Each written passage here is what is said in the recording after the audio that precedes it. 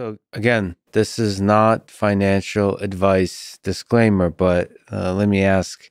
So in terms of investment advice on Bitcoin, so you see Bitcoin as potentially not just a thing that you speculate over, like buy and sell, buy and sell, buy and sell, but it's something that you can just buy only. And I believe I've heard that you own quite a large percentage of your wealth in Bitcoin, and you're basically buying only. Yeah. And storing long term. So that's something that's a legitimate way to approach Bitcoin in your recommendation. Go to other cultures. So if we remove ourselves from the Western world culture of investing and gamification of financial markets, right, and the financialization of everything, let's say we go to the culture of India.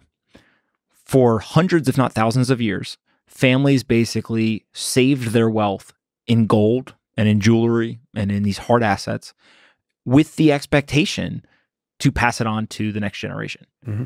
And so it would be blasphemous to sell the family's gold in that culture, right? You know, your great-grandfather gave it to your grandfather gave it to your father gave it to you, right?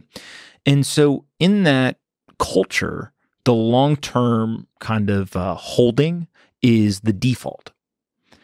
I think that what Bitcoin has presented again is a digital application of the exact same thing, which is that while everything else in the world is being devalued, that is denominated in a currency that is being inflated away, whether it's quickly or not, this finite supply, this scarce asset ends up accruing more and more value over time, right?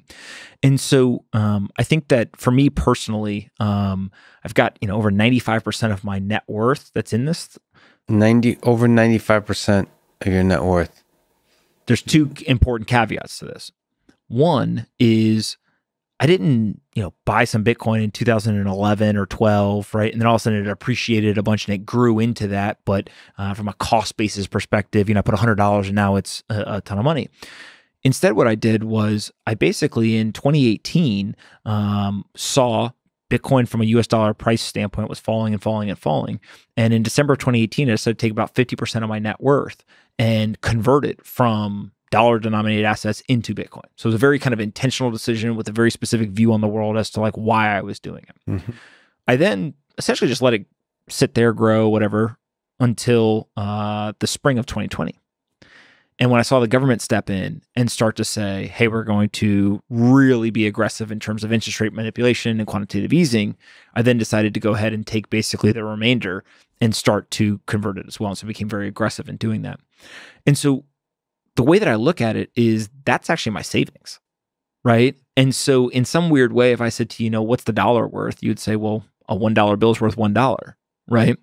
Bitcoin, to me, I denominate my wealth in Bitcoin. So I think of one Bitcoin is worth one Bitcoin, not one Bitcoin is worth 60,000 or 55,000 or 70,000, right? I denominate everything in Bitcoin. When I make a purchase in my head, I'm calculating how much Bitcoin am I spending right now, right? Well, guess what happens? When you have a devaluing currency as the denominator, doesn't matter, right? Like you're financially incentivized to spend or invest, mm-hmm. right? To consume.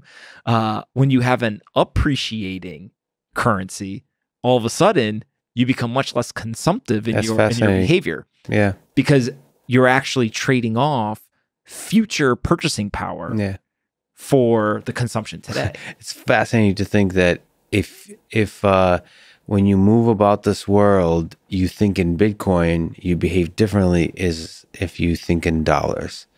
That's really fascinating. People, but here's the thing is the last 50 years or so is actually the outlier in history. Mm. Most people used to think this way. Yeah. It's only when a fiat currency got introduced that one argument, the positive argument or perspective, is there was an explosion in growth. Mm-hmm. But really, it's because there was a financial incentive to consume. Yeah. Right? And there's nobody better in the world than the United States at consuming. And we consume anything and everything. And if you want to see a great example, look at how big the Coca-Colas are at McDonald's. Right? You go to other places, they don't serve them that big. And so the other example, though, or the negative argument is we have to consume. Mm-hmm. Because if not, you end up being the bottom 45% of Americans that held no investable assets mm-hmm. and actually are just having their wealth devalued away. So holding the dollars end up being a very bad economic decision. And so when you then switch to this sound money, you say, wait a second, why would I, if today I can trade one Bitcoin, back in October of last year, one Bitcoin for 10,000 US dollars, why would I spend that if at some point in the future, whether it's a month from now or 10 years from now, I could trade it for something much, much more than that? You just become much more of a anti-consumer and much more of a long-term thinker. Yeah, from the individual perspective, that's pretty powerful. I wonder, I think that's an interesting debate. What's better for the long-term economy? No, better for the growth of the civilization, because capitalism is fascinating. It seems to work pretty well. There's this kind of like Eric Weinstein says that one of the problems is, for the past several decades, this whole economy, society is built on the idea that we have to keep growing. It depends on that idea. And it's a good question whether that's going to result in huge problems, or if, like a college student on a deadline, the dependence on growth will mean that we'll have to grow. Like the fear of death will force us to grow. But I think there's a false equivalency between we're dependent on growth, and then if the world was denominated in sound money, we don't grow. What I think ends up happening is we remove a lot of the society's bullshit. Yeah. Because right now, when the money is free, or the currency is free, you can come up with all kinds of crazy stuff and people will give it to you, right? Yeah. When all of a sudden it's really, really valued by the population, the decisions are better. Yeah, you have to provide real value in the goods and services you provide in order to get them to give it to you. There's less room for corruption, less room for manipulation. That's not actually productive. Yeah, definitely. So you said you moved a lot of your investment into Bitcoin. Is there, when you look, so you're a special human being in many ways. So you're like a strategic thinker, but you're also like a deep thinker about this whole thing. But when you look at a regular pleb like me, in terms of just investing and moving into thinking about cryptocurrency, is there a strategy that you recommend? What are the different options about investing into Bitcoin? Yeah, so I think that there's just kind of timeless advice when it comes to investing or acquiring an asset in general. Dollar cost averaging is usually the best way to think about it. And what I mean by that is most people don't just have a pile of currency sitting there, right? It's not like they have $1 million sitting in their bank. It's like, what do I do with it? That situation aside, what happens is they trade their hours and their effort for currency. And so as they get paid every 2 weeks, let's say, the best way to acquire Bitcoin without having to worry about timing markets and being a professional trader is to simply take whatever the percentages that you want and to buy Bitcoin when you get your paycheck. So if you get paid on the 1st and 15th of every month, on that day, you should go take, let's say it's 3% of your paycheck. Take 3%, go buy Bitcoin. Don't worry about what the price is. Just do that over time. And the reason why that's important is if in December of 2017, when Bitcoin was at $20,000, it was the height of kind of this last big upwards movement, you had taken all of your money and you had put it into Bitcoin.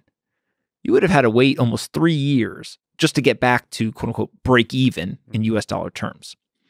If at the same time you had simply bought then, and over the next 3 years bought every 2 weeks, you would have been up hundreds of % 3 years later. Because what ended up happening was you bought a bunch of Bitcoin when it was at 15, 12, 10, 9, 8, 3, 4, 5, 5, 5, all the way back up on the other side.